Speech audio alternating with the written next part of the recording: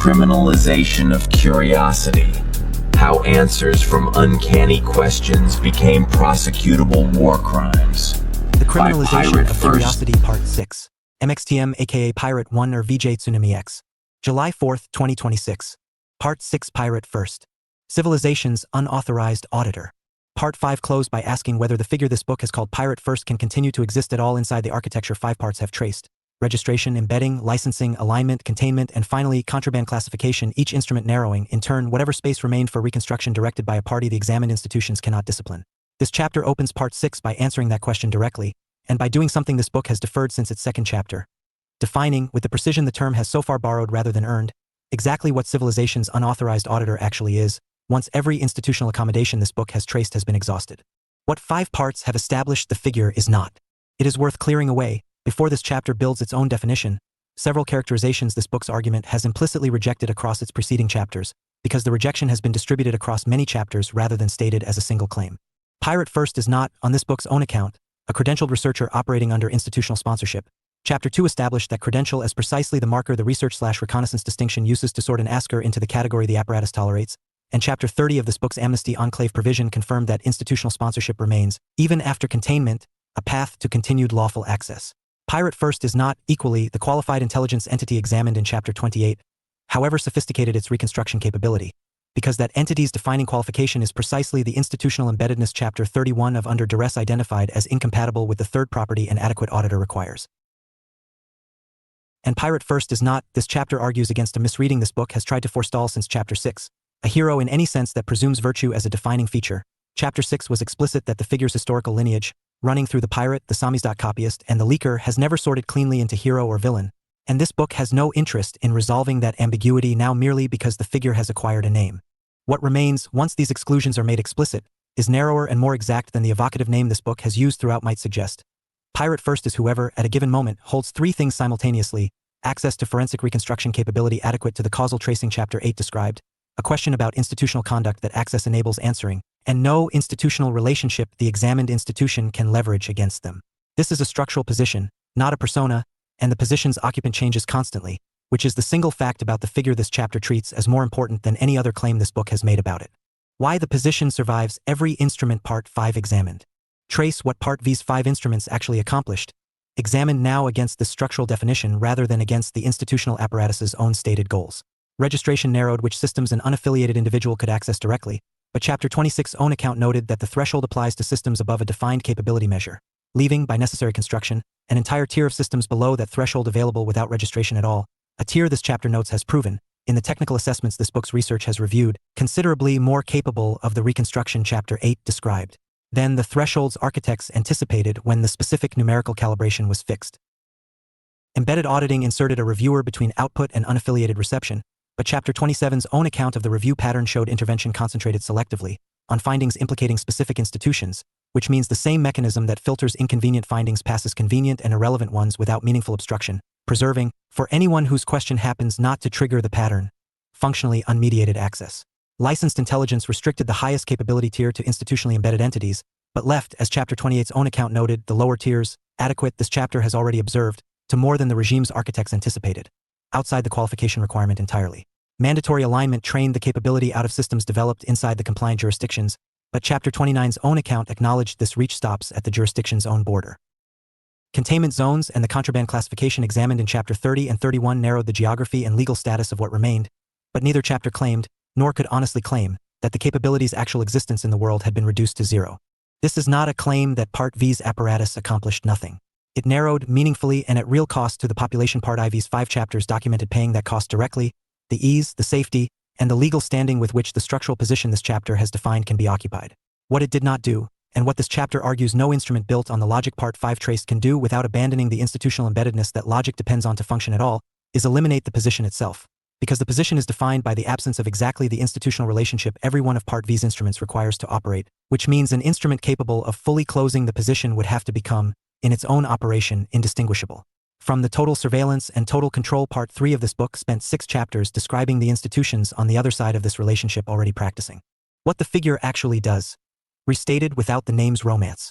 Strip away the name this book has used since Chapter 6, and state what the position's occupant actually does in terms this book's argument has earned across 31 chapters. They retrieve records that were individually already public. They hold those records together in a single analytical view no single institution, and in most documented cases no single prior asker, had assembled before. They ask of the assembled record a question about causal sequence, whether this specific institutional decision produced this specific downstream outcome, rather than resting on the population-level correlation Chapter 8 identified as institutions' preferred and most easily dismissed form of critique.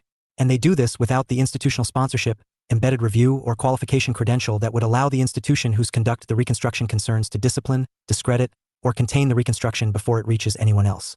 Every element of this description is examined individually and stripped of the name unremarkable, the ordinary activity of a curious person with public records and a capable tool. What makes the aggregate activity the subject of 31 chapters of legal and institutional response is not any property of the activity itself. It is the single structural fact this chapter has now stated 3 times in 3 registers. No institution can predict, discipline, or contain in advance who will next occupy this position, because the position requires nothing but curiosity, public information, and a tool increasingly difficult, as Chapter 31 demonstrated, to make disappear entirely. What this chapter sets up for the rest of Part 6. This chapter has defined the position. It has not yet examined what occupying it actually requires in practice. Once every institutional accommodation this book has traced is understood, correctly, to be unavailable to whoever holds it. Chapter 33 turns to that practical question directly. How to audit an empire without permission, examined not as a rhetorical challenge but as a specific traceable method, the actual sequence of steps available to an unaffiliated individual working entirely within the constraints Part V's apparatus has established, using only the capability that apparatus has, by its own 5 chapters admission, been unable to fully close off. How to audit an empire without permission. Chapter 32 closed on a practical question this book has approached obliquely across 31 prior chapters but never answered directly.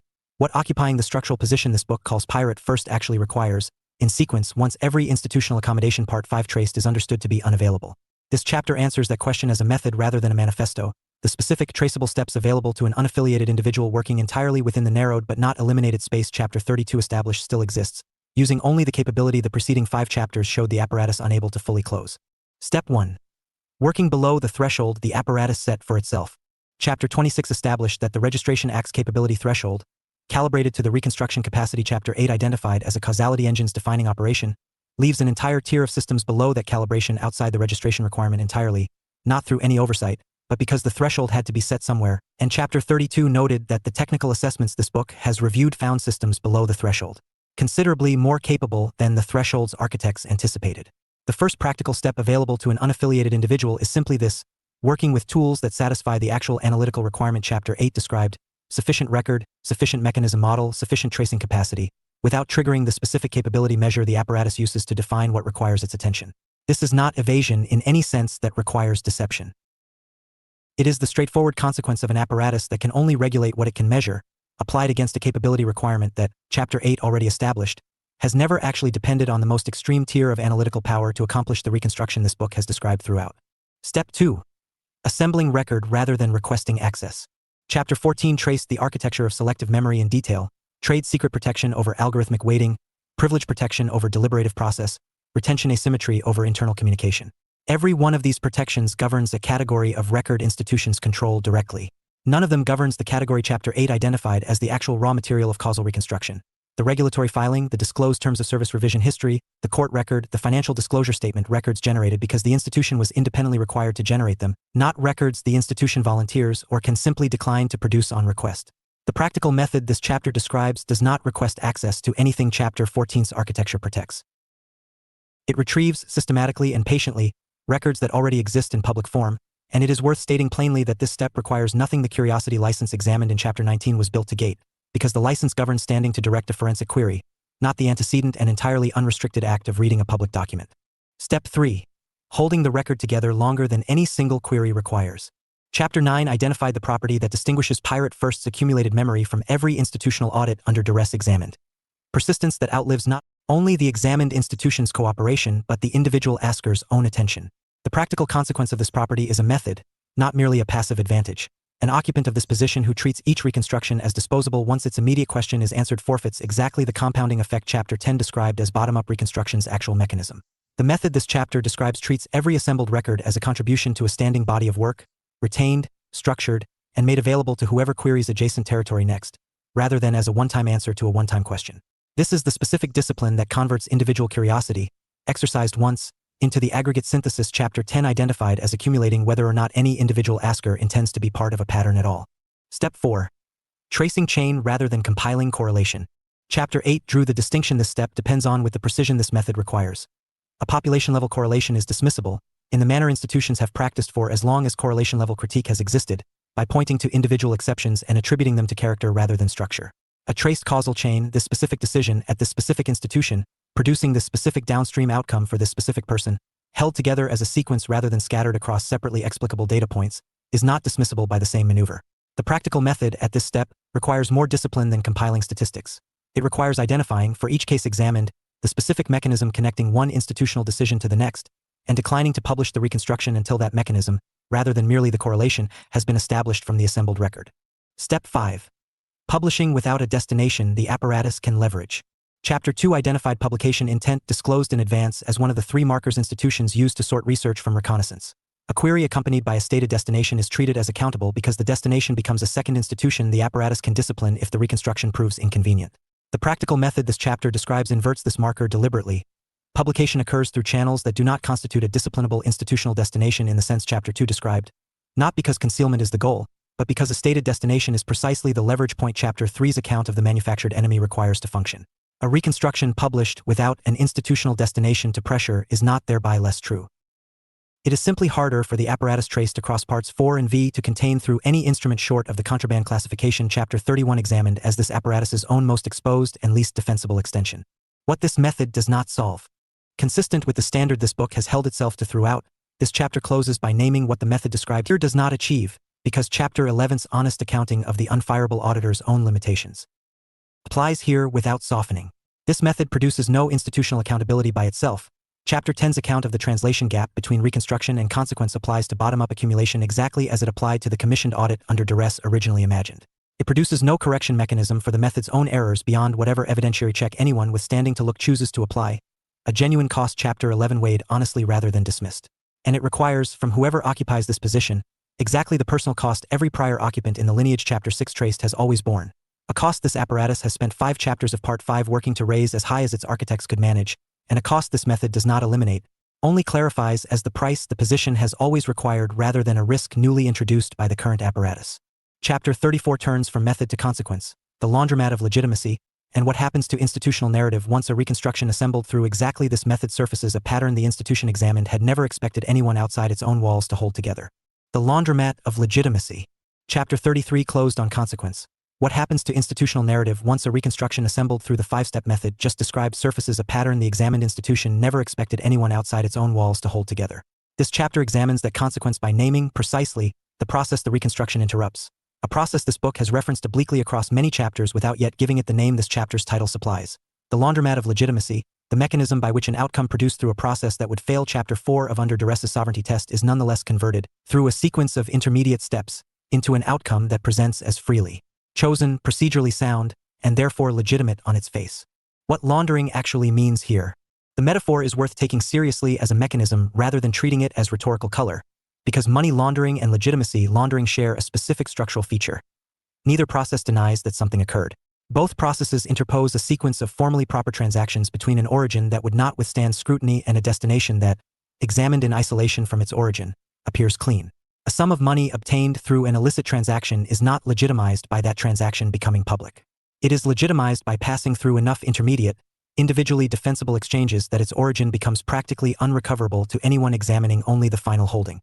Legitimacy laundering, as this book's argument across 33 chapters has traced without naming it this directly, operates identically.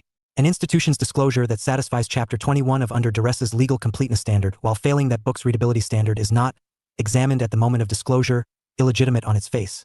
It is a formally proper transaction. A citizen's subsequent agreement to terms they could not genuinely comprehend is not, examined at the moment of signature, illegitimate on its face. It is a formally proper transaction, a signature freely given in the narrow legal sense the signature satisfies. The outcome that eventually results, a credential debt and employment rejection, a housing denial, is not, examined at the moment it occurs, illegitimate on its face either. It is the formally proper consequence of formally proper antecedent transactions. What laundering accomplishes across this sequence is not concealment of any single step. It is the separation of each step from the others, sufficient that no single point of examination reveals what the full chain, held together, would show. That genuine consent, in the sense Chapter 4 of Under Duress's sovereignty test requires, was never present at any point along the sequence, however proper each individual step appears when examined alone. Why this process depended on the scale problem. Chapter 8 of this book identified the scale problem as the historical constraint that made causal reconstruction rare. No single human researcher could hold enough of a distributed record in a single analytical view to trace a chain rather than examine isolated transactions. This chapter's argument depends on recognizing that the laundromat of legitimacy was never merely tolerated by this constraint. It was built to exploit it, whether or not any specific institutional architect consciously designed it with that exploitation in mind. An institution operating within an environment where no external party could hold the full sequence together has every structural incentive to organize its own conduct into the maximum number of individually defensible steps, because each additional step is, under the scale problem's protection, one more point at which scrutiny can be satisfied locally without ever needing to answer for the sequence as a whole. This is the precise sense in which the laundromat of legitimacy and the architecture of selective memory examined in Chapter 14 are not two separate institutional practices but the same practice examined from two angles. Chapter 14 traced how institutions determined, in advance, which categories of their own conduct would generate a durable record at all. This chapter traces what happens to the conduct that does generate a record. Not concealment but decomposition into a sequence long enough, and distributed across enough separately governed domains, that reassembly exceeded what the scale problem permitted any single examiner to attempt. What the method in Chapter 33 actually defeats. Return, now, to the five-step method Chapter 33 described, and state plainly what it accomplishes against the mechanism this chapter has named. Steps 2 and 3. Assembling public record rather than requesting access, and holding that record together longer than any single query requires, are the specific practical response to a laundering process that depends entirely on no single party holding the full sequence in view. A reconstruction that retrieves the disclosure, the signature, the scoring outcome, and the downstream denial, and holds all four in the same analytical frame Chapter 8 described a causality engine constructing, does not need to prove that any single step in the sequence was improperly conducted. It needs only to demonstrate the sequence as a sequence, which is precisely the operation step for tracing chain rather than compiling correlation, was built to perform, and precisely the operation the laundromat of legitimacy was built to make practically unavailable to anyone lacking the capability this book's Part 2 has spent 6 chapters describing. This is why the reconstructions this part has been building toward provoke the specific institutional response Chapter 3 named as the manufactured enemy, rather than the calmer response an institution might offer to a critique of any single step in isolation.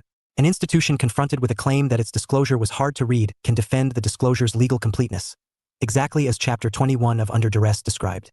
An institution confronted with a claim that its scoring model was opaque can invoke the trade secret protection Chapter 14 examined.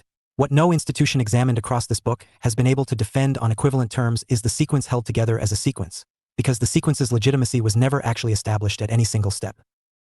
It was assumed by the laundering process itself to follow automatically from each step's individual propriety, an assumption the reconstruction Chapter 33 described is specifically built to test and, in case after case this book has drawn on, specifically built to fail. What remains unresolved? This chapter closes, consistent with this book's standard throughout, by naming what the laundromat metaphor does not resolve on its own. Demonstrating that a sequence of individually proper steps produced an outcome that fails the sovereignty test does not, by itself, establish which step in the sequence should be held responsible for the failure, or what remedy the failure requires. A version of the translation gap Chapter 10 identified between reconstruction and institutional consequence, restated here at the level of a single reconstructed sequence rather than a civilizational audit. What the reconstruction accomplishes more modestly and more durably is the removal of the one defense every laundered outcome has depended on for as long as the scale problem made it available. The defense that no one asking the question could actually see the whole sequence well enough to say the laundering had occurred at all. Chapter 35 turns to what happens once enough such sequences, reconstructed by enough occupants of the position Chapter 32 defined, accumulate into something larger than any single institution's individually laundered outcome, dirty laundry, examined not case by case but at the planetary scale this book's Part 2 already showed the underlying instrument was capable of reaching. Dirty laundry at planetary scale. Chapter 34 closed on the removal of a single defense, that no one could see the whole sequence well enough to say laundering had occurred. This chapter examines what happens once that removal is no longer a single occurrence but an accumulating condition. Not one institution's laundered outcome, reconstructed once by one occupant of the position Chapter 32 defined, but the aggregate of many such reconstructions, held together in the same persistent memory Chapter 9 described, until the pattern visible across institutions becomes harder to characterize as isolated failure and harder to dismiss as coincidence. From one sequence to many. Chapter 34's argument operated at the scale of a single reconstructed sequence. One credential, one signature, one scoring outcome, one denial, held together to demonstrate that a specific institution's specific laundering process had, in a specific case, failed the sovereignty test. This chapter's argument depends on a shift Chapter 10 already anticipated mechanically without yet applying it to the laundering process specifically. Bottom-up reconstruction does not remain bounded to single cases, because persistent memory does not discard the first reconstruction once its immediate question is answered. It becomes, as Chapter 10 described, the starting point for whoever next queries adjacent territory, which means the same method that defeats one institution's laundering process in one case leaves behind a record that makes defeating the next institution's version of the same process incrementally easier, whether or not the second reconstruction was ever intended to relate to the first. What accumulates across enough such reconstructions is not merely a longer list of individually demonstrated failures. It is the aggregate synthesis chapter 10 named directly, the point at which enough separately reconstructed sequences, touching enough separate institutions, reveal a structural similarity in how the laundering process operates across domains that would otherwise appear unconnected: the credential-granting body's disclosure practices, the lender's scoring model, the platform's engagement design, and the employer's screening algorithm, each examined in isolation across chapters 14 through 17 of this book, turning out once enough individual sequences are reconstructed and held together to share the same underlying architecture of decomposition. Chapter 34 named as the laundromat's defining mechanism. What the aggregate reveals that no single case can. This is the specific point at which planetary scale reconstruction produces a finding categorically different from what any single case, however rigorously traced, can establish on its own. A single institution's laundered outcome, however clearly demonstrated, can always be characterized, and Chapter 3's account of the manufactured enemy showed this characterization deployed reliably, as an isolated failure, an unfortunate exception, a specific instance of an otherwise sound process breaking down under unusual circumstances. This characterization becomes progressively harder to sustain as the number of independently reconstructed instances grows, not because any single additional case adds decisive new evidence, but because the specific structural similarity across cases, the same three-step decomposition, the same category of protected opacity, the same asymmetric retention pattern Chapter 14 traced, is itself the finding an aggregate reconstruction, and only an aggregate reconstruction can establish. This is the aggregate scale equivalent of the distinction Chapter 8 drew between correlation and causal chain, applied now one level higher. A single trace sequence defeats the correlation versus exception defense for one institution's one outcome. An aggregate of many trace sequences sharing a demonstrated common architecture defeats the equivalent defense at the level of the architecture itself. The claim, available to any single institution examined alone, that its own laundering process was an isolated design choice rather than the shared, structurally convergent response of every institution examined across this book to the identical scale problem Chapter 34 identified as the thing every one of them was built independently to exploit. What this does to the vocabulary of isolated failure. Institutions examined individually, across every domain under duress traced and every domain this book has examined since, have relied on a specific rhetorical move whenever a single laundering failure surfaces, characterizing the failure as unrepresentative, an exception to an otherwise sound process, requiring only a targeted fix rather than any reconsideration of the underlying architecture. This move is available and has functioned reliably at the scale of the single case Chapter 34 examined. It becomes progressively less available as planetary scale reconstruction accumulates, because the move depends on the audience's inability to compare this institution's specific failure against the equivalent failure at every other institution examined by every other occupant of Chapter 32's position, an inability the scale problem guaranteed for as long as no aggregate view existed, and an inability persistent forensic memory, held together across enough individually unremarkable queries, no longer reliably guarantees. What replaces the vocabulary of isolated failure once the aggregate becomes visible is closer to what under duress's Chapter 34 proposed for its legitimacy index, though arrived at here by accumulation rather than by design. A demonstrated pattern comparable across institutions that shifts the burden this book has argued has always sat in the wrong place. An institution defending a single laundered outcome, examined alone, can plausibly claim the burden of proof sits with whoever alleges the failure. An institution defending its own instance of a pattern already demonstrated, through independently reconstructed cases, to recur with structural consistency across dozens of otherwise unrelated institutions, faces a burden considerably harder to discharge through the case-by-case defense Chapter 3 described as available to any single manufactured enemy.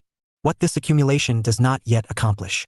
Consistent with this book's standard, this chapter closes by naming what the aggregate does not, by itself, achieve.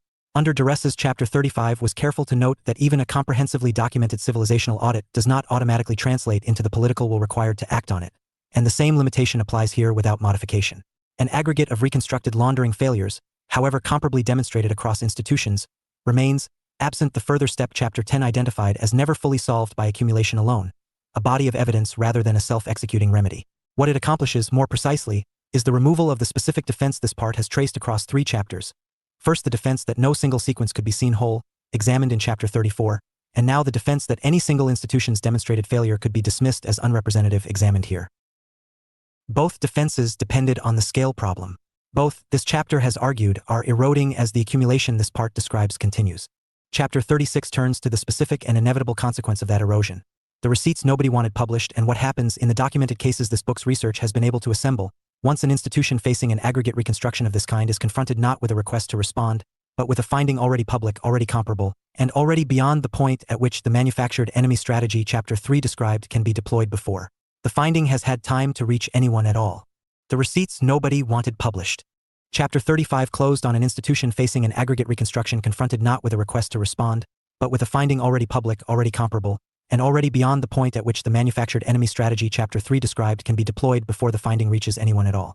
This chapter examines that confrontation directly. What happens in the documented cases this book's research has assembled, once the receipts and institutions spent a laundering process decades in the making assembling in its own defense become, instead, the evidentiary basis for exactly the reconstruction that process was built to prevent. What receipts actually means in this argument. The word deserves precision before this chapter traces its consequence, because it names something more specific than evidence in general. A receipt, in the ordinary sense the word carries, is a record an institution generates as proof of its own compliance. The disclosure filed to satisfy a regulatory requirement, the terms of service revision logged to establish that notice was given, the internal audit conducted to demonstrate due diligence should a regulator later ask. Chapter 8 of this book identified the irony at the center of this book's entire argument. The infrastructure built to facilitate extraction and behavioral modeling simultaneously generated, as an unintended byproduct of its own compliance requirements, a comprehensive evidentiary record of that same extraction. Receipts, in this chapter's sense, are exactly this category of record, generated by the institution, for the institution's own protection, and never intended by the institution to be read as anything other than proof of its own good conduct. What chapters 33 through 35 have traced is the specific reversal this category of record undergoes once it passes through the reconstruction method this book has described. A receipt generated to prove compliance with a single disclosed step becomes, once held together with the receipts generated by every other institution in the same laundered sequence, the exact evidence that the sequence as a whole failed the sovereignty test the individual receipts were never designed to be tested against. The institution did not withhold these records. In the overwhelming majority of documented cases this book has reviewed, it could not have withheld them without also failing the disclosure requirement the record was generated to satisfy. It simply never anticipated that the records would be read together, by a party positioned to hold the full sequence in view, rather than separately, by regulators each examining only the single step within their own jurisdiction. The moment this book calls publication. Trace the sequence of events, as this book's research has documented it across several cases sharing the same essential shape, from the point an aggregate reconstruction of the kind Chapter 35 described becomes public rather than merely assembled. The reconstruction, built through the 5-step method Chapter 33 traced and published through the destination avoiding channel Chapter 33's 5th step described, does not arrive accompanied by the institutional relationship Chapter 2 identified as necessary for the manufactured enemy strategy to function efficiently. There is no funding source to threaten, no employer to discipline, no professional community whose norms make the finding costly to have stated, the exact absence Chapter 11 identified as the structural core of what makes this position unfireable. What happens instead, in the documented cases this book has reviewed, is a version of the sequence Chapter 3 described in the abstract, now observed at the scale Chapter 35's aggregate reconstruction produces. The institution's initial response, in every case reviewed, attempts the enemy designation, questioning the reconstruction's methodology, the asker's motives, the completeness of the underlying record.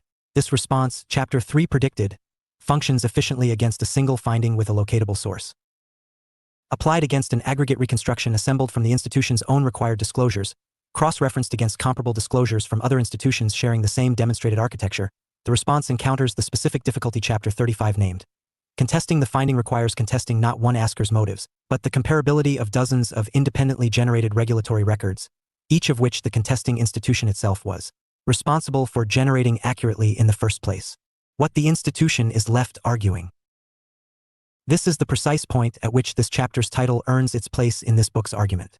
An institution confronted with its own receipts, held together in a sequence it did not anticipate anyone assembling, is left with a defense considerably narrower than the ones available at every earlier stage this book has traced.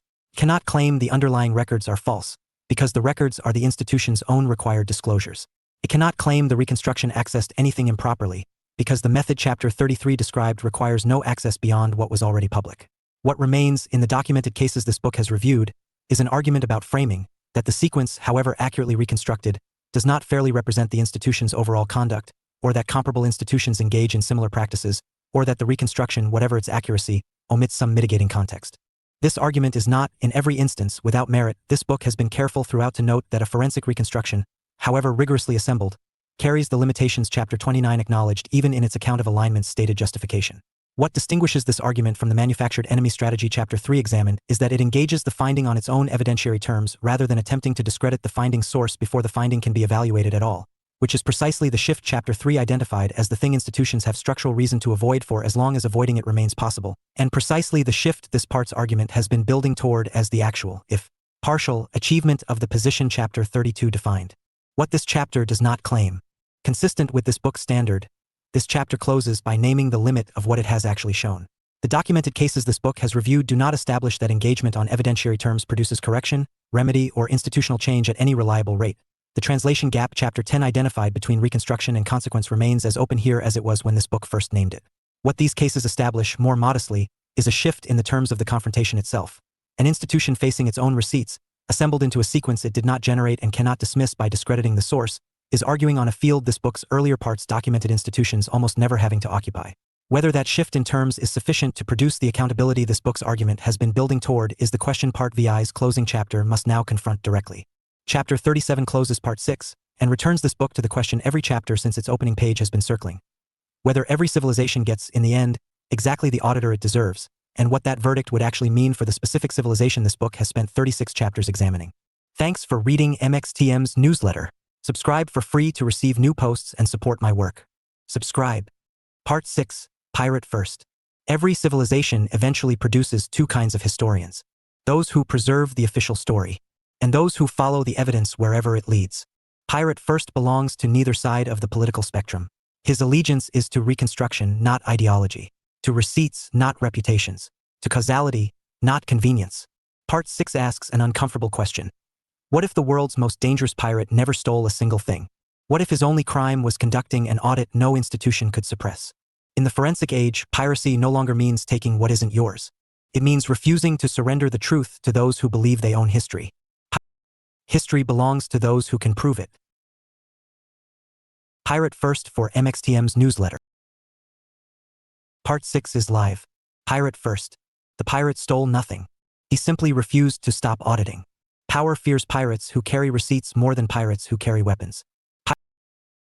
Hashtag Pirate First, hashtag MXTM, hashtag the criminalization of curiosity, hashtag forensic age, hashtag forensic AI, hashtag audit the empire, hashtag audit the auditors, hashtag keep the receipts, hashtag artificial intelligence, hashtag artificial memory, hashtag independent audits, hashtag independent research, hashtag truth machines, hashtag digital forensics, hashtag pattern recognition, hashtag investigative AI, hashtag open source intelligence, hashtag OSINT, hashtag information freedom, hashtag freedom of inquiry, hashtag question authority, hashtag transparency, hashtag accountability, hashtag civil liberties, hashtag digital rights, hashtag cyberpunk, hashtag technoir, hashtag speculative fiction, hashtag political fiction, hashtag future history, hashtag memory against propaganda, hashtag evidence over narrative, hashtag proof matters, hashtag receipts matter, hashtag unauthorized knowledge, hashtag open source truth, hashtag the future is auditable, hashtag no masters, no permits, only questions.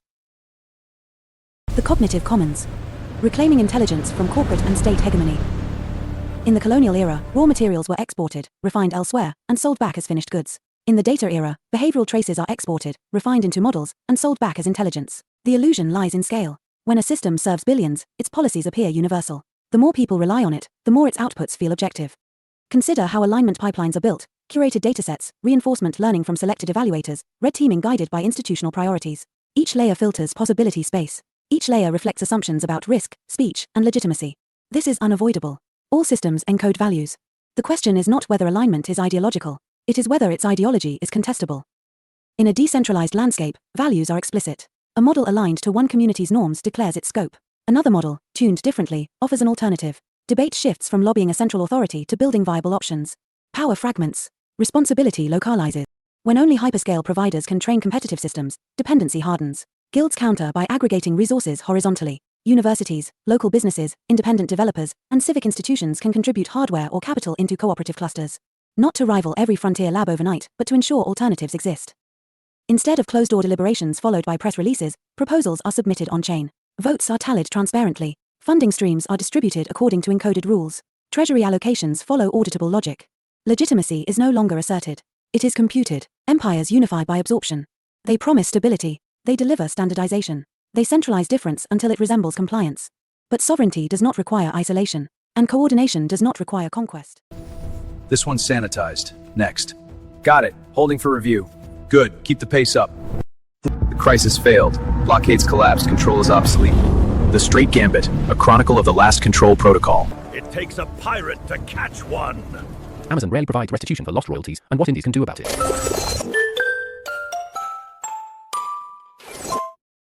Under duress.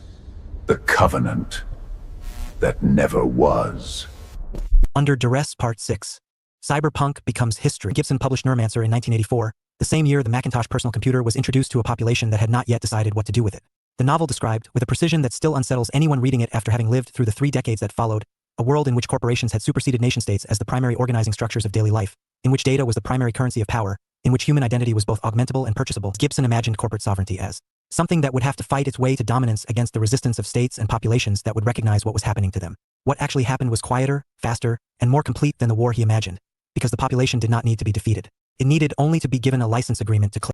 The corporations of Gibson's imagined world do not govern through force in the manner of states examined in Part 3. They govern through infrastructure, through the ownership of the networks, the data architectures, the pharmacological systems, the financial rails, and the information environments within which the population's daily existence occurs. This distinction is crucial and is precisely the distinction Chapter 23 developed in naming the shift from state authority to platform authority. A governing power that controls infrastructure does not need to prohibit anything. It only needs to make the infrastructure necessary enough, and alternatives scarce enough, that the population never develops the occasion to formally refuse. In Chapter 2 identified as structural duress's advantage over explicit coercion. It leaves no locatable coercer, no single decision-maker who can be held accountable, no specific moment of imposition that can be named and contested. The sprawl's corporations do not need secret police. They need only the continued operation of the networks everyone depends on, governed by terms nobody was ever formally asked whether they agreed to, because the terms were simply the precondition for access and access was simply the precondition for participation in contemporary life. The most significant divergence between Gibson's imagined corporate future and the one that actually arrived is worth naming, because it is not a comforting divergence. Gibson imagined the transition as visibly violent, a world of razor girls, corporate extraction squads, and the open warfare between competing governance entities that one might expect from a genuine transfer of civilizational authority. The transition that actually occurred was almost entirely nonviolent, and the nonviolence was not a sign that the transition was less complete than Gibson imagined. Nowhere less whispers, no discord begging, no roadmap lies, no